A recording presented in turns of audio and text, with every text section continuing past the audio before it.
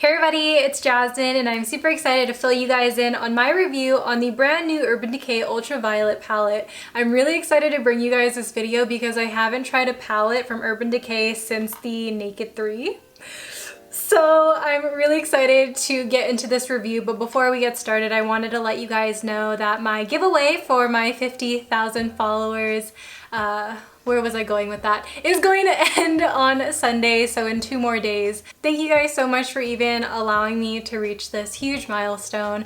I'm really just so thankful for you guys. So if you guys haven't entered my giveaway, there's going to be a link in the description box below. For this review, I wanted to keep it as chronological as possible, so I will have timestamps down in the description box as well for this video. I'm going to start off with showing you guys my 3 tutorials just so you guys could actually see the formulations on the eyes before I talk a little bit more in depth, and then I will go ahead and give you guys my review as well as swatches.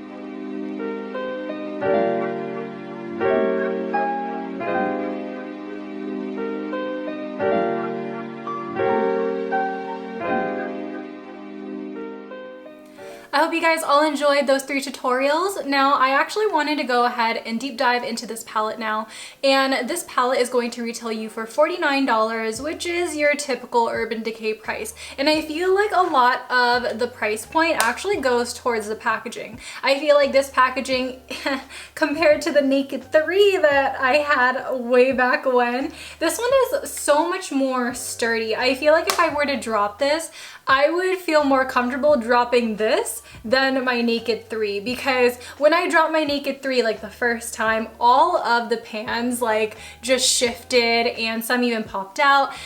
So I like this packaging. There's a magnetic closure which is really nice and sleek. I do like the design on the front here, but I am not somebody who is always drawn to the packaging first. I am always what's on the inside and what makes this worth it.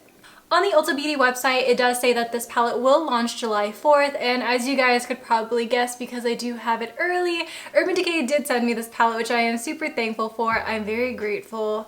That's a huge compliment. I am very grateful. However, if I'm sent a product or not, it's not going to be a determining factor if I give it a positive review or not. I'm always going to give you guys my honest opinions because at the end of the day, We're all consumers. Thank you so much. So I want to go ahead and talk a little bit about the details that are on the Ulta Beauty website. So this says that the Ultraviolet eyeshadow palette comes with 12 purple and neutral eyeshadows in matte, shimmer, and glitter eyeshadow finishes alongside a holographic pearl transformer. A vivid addition to the Naked palette lineup, these peachy neutrals, lavenders, violets, and deep purple eyeshadows create endless eye looks with iridescent shimmers, light reflecting shifts, and a holographic transformer. These eye shades blend seamlessly for eyeshadow looks from soft to bold. It also claims that this palette is cruelty-free, which is chef's kiss. Love that. As somebody who adores purple eyeshadows, I was honestly very surprised that there weren't as many matte dark purple shades as I thought there would be. All of the shades, starting from this shade here, Warning, all the way to Digital, they all have a shimmer or some type of glitter in it.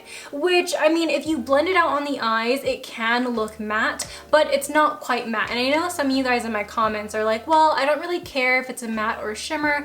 I will put it in my crease anyway. And honestly, on the eyes, it looks absolutely stunning. I created some bomb looks. However, I just felt like there was just an element that was just missing because I felt like there was an overwhelming amount of shimmers, and I feel like that was the case with a lot of the Naked palettes. I felt like there was more shimmers to a matte ratio.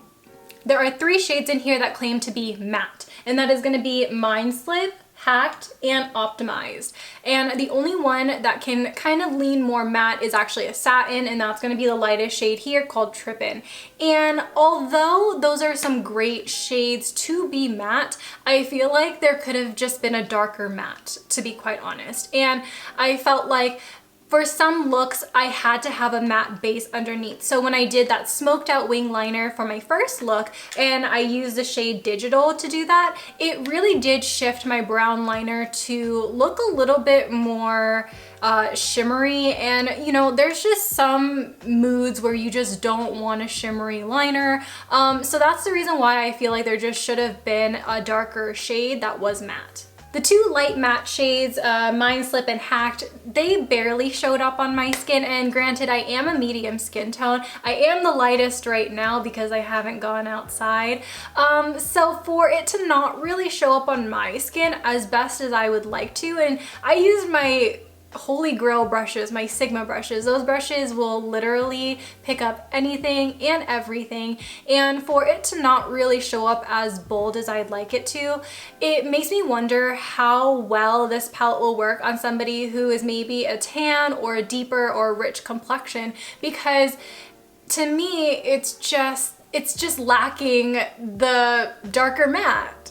If you are unfamiliar with Urban Decay eyeshadows, I feel like Urban Decay presses in their eyeshadows pretty hard. I feel like I don't really get a whole bunch of fallout, which is nice, so it's really easy to work with. It is really buildable, and I feel like it's just effortless. Like, I feel like I don't really have to go back and forth with all the colors. I think they all blend out really well. However, I don't know if this is my favorite eyeshadow formula. I feel like there are a lot of formulas in my collection that I absolutely love. I feel like because this is pressed in pretty hard, sometimes I feel like I am in the mood to just slap on a shade and go and not really build up my shadows. And I do understand that's a me thing, but I think Urban Decay eyeshadows are pretty solid through and through. From the Naked 3 to the Electric palette to this, I feel like all of those palettes have been very consistent. And I did have several singles from Urban Decay, and those are all really consistent with what I see in this palette. So I see, you know, just the same formula. It's bold when it needs to be, it's buildable, and it's, I think, foolproof. And I think that's the reason why so many people like the Naked series. It's because it's just really easy. Let's talk about that Pearl Transformer shade, shall we? So that's going to be VR, and that is going to be your typical duochrome shadow where it goes from like this bluish to reddish tone. And you know me, I love those shades. However, this one was really lackluster. I feel like compared to a lot of other duochromes that I have that are that type of shade, I feel like they are much more pigmented. They give so much more shift in dimension to the eyes, whereas this one wasn't as poppin', it wasn't as loud, it wasn't screaming anyone's name. It was just cute. It was a great addition to this palette, yes. However, I feel like in general, it wasn't the best, which was a little bit disappointing to me because I love duochromes. Duochromes are one of my favorite eyeshadows to work with. Like, I will pick a duochrome over anything at any day. Now, from using this palette for several days on my eyes and for using almost all of the shades on my eyes, I think there was only one that I didn't use, which was the Gold Dazed. Yeah, there was only one shade I didn't use. Would I have spent $49 on this? Truthfully, no. And I only say that because I think I would wait for a sale, as I have so many purple tones in my collection already that, to me, I don't think I would have gravitated towards another purple palette. However, I feel like this is really good if you are someone who doesn't have a solid purple palette or who just simply loves purple, then I think that this is great. I think that it is workable, it is buildable. Is it the most like in your face pigmented? No, because you do have to build it up. And I feel like for that reason, I think that's the reason why it stays in the naked category, where it is safe, it's easy to use, and it's foolproof. And just like that, you guys, we are completed with my short, sweet, and simple review on the brand new Urban Decay Naked Ultraviolet palette. I hope you guys all really enjoy this one. Make sure you guys give me a thumbs up if you guys really like this video. Subscribe to my channel if you haven't already, and ring that notification bell to get notified for my Monday, Wednesday, and Friday uploads. Also, if you guys haven't entered my giveaway, highly encourage it. It's ending right around the corner in a couple of days, so I mean, if you want to just sneak in your entry real quick, I highly recommend it. As always, I love you guys so much. Thank you guys so much for watching, and I will see you guys in my next one. Bye! Peace out, Girl Scouts.